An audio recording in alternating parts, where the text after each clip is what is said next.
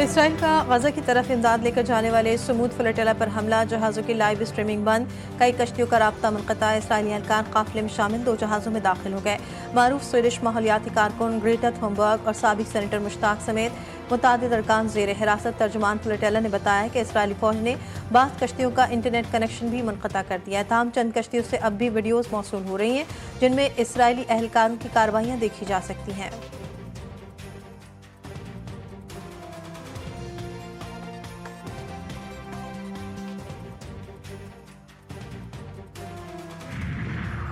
وزیراعظم کی سمود فلٹیلا پر اسرائیلی افواج کے بزدلانہ حملے کی شدید مذمت، تمام افراد کو فوری رہا کرنے کا مطالبہ۔ کہتے ہیں یہ بربریت بند ہونی چاہیے، امن کو موقع دینا چاہیے۔ جہازوں میں 44 ممالک کے 450 امدادی کارکن موجود ہیں۔ ان کو اسرائیل نے غیر قانونی حراست میں لیا ہے۔ ان کا جرم یہ ہے کہ وہ فلسطینیوں کے لیے امداد لے کر جا رہے ہیں۔ ترکیہ کی گلوبل سمود فلٹیلا کو روکنے کی مذمت، اقدام دہشت گردی قرار۔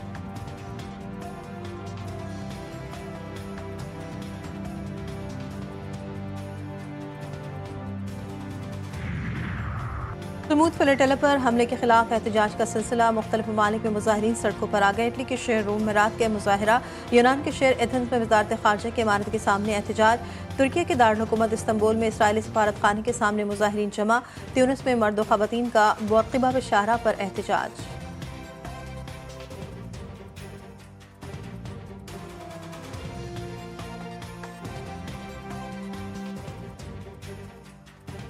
وزیراعظم شہباز شریف کا آزاد کشمیر کی صورتحال پر گہری تشویش کا اظہار، شہریوں سے پرامن رہنے کی اپیل کا۔ احتجاج ہر شہری کا آئینی اور جمہوری حق ہے، تاہم امن عامہ کو نقصان نہ پہنچایا جائے۔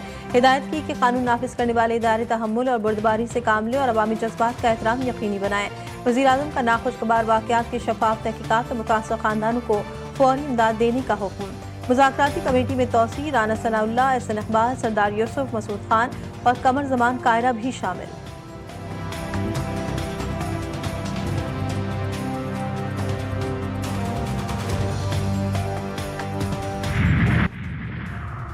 اور بلوچستان میں ہب کے قریب اتھل کے مقام پر خوفناک حادثہ، بس اور ٹرک میں تصادم کے نتیجے میں 7 افراد جاں بحق، خواتین اور بچوں سمیت 16 افراد زخمی، لاشوں اور زخمیوں کو اسپتال منتقل کر دیا گیا۔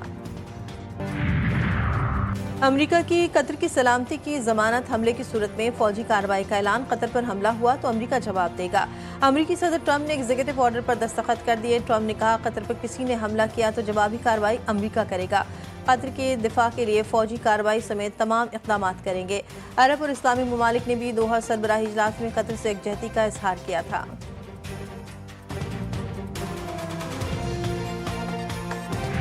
مطالبات مانے جا چکے ہیں۔ دونوں مطالبات ایسے تھے جس کے لیے آزاد کشمیر کا جو کانسٹیٹیوشن ہے اس میں امینڈمنٹ درکار تھی۔ ہم نے مذاکرات اس وقت بھی ختم نہیں کیے تھے، اس میں ایک ڈیڈ لاک آیا تھا۔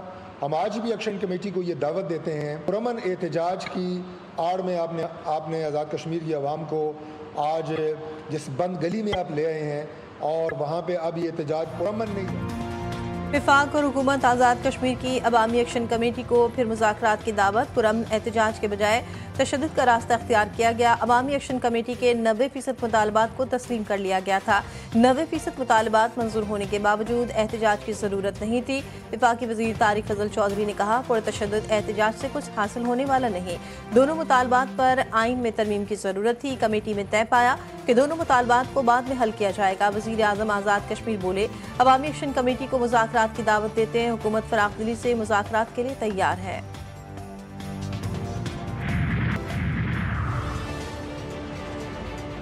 کے اندر انشاءاللہ تعالی مری دنیا کے کسی بہترین سیاحتی مقام جیسا سیاحتی مقام ہوگا انشاءاللہ تعالی، کہ نہ صرف مری میں کارڈیک سینٹر نے کام شروع کر دیا ہے، سرگودا ڈویژن کے پہلے cardiac Nawaz Sharif institute of cardiology نے کام شروع کر دیا۔ 1 سال کے اندر لگتا ہے جنات بنا گئے اس کو۔ خالی اعلانات کرنا بہت آسان ہے، اس میں کیا، اس میں صرف زبان ہلانی پڑتی۔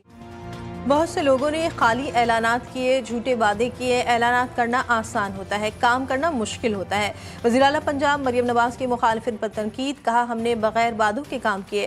پنجاب میں سیلاب آیا تو ہم دفتر میں نہیں بیٹھے، پنجاب میں اتنی تیزی سے کام ہو رہا ہے جیسے جن کام کر رہے ہوں۔ 2 سال کے اندر مری دنیا کا بہترین سیاحتی مقام ہوگا मॉल रोड की अपग्रेडेशन की निगरानी नवाज शरीफ खुद कर रहे हैं। मरी में सयाहत के फरोग के लिए ट्रेन चलाने का ऐलान, सयाहों को अपनी गाड़ियों में आने की जरूरत नहीं पड़ेगी।